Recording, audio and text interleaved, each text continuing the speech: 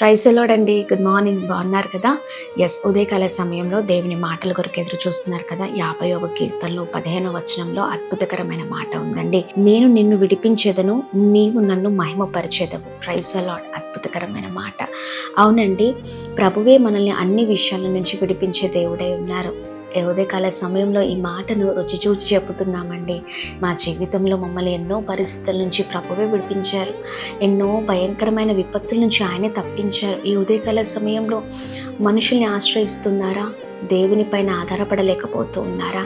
ఏ పరిస్థితిలో ఎవరు ఏ సహాయం చేయరండి. తప్పించేవారు, నడిపించేవారు, మరి మనల్ని ప్రేమించేవారు మరి ఎవరు ఉండరండి. ఉదయకాల సమయంలో చూడండి, మనల్ని సృజించిన దేవుడు అన్ని విషయాల్లో నడిపించగలరు, తప్పించగలరు, ఎన్నో ఆశ్చర్య కార్యాలు మన జీవితంలో చేయగలరు.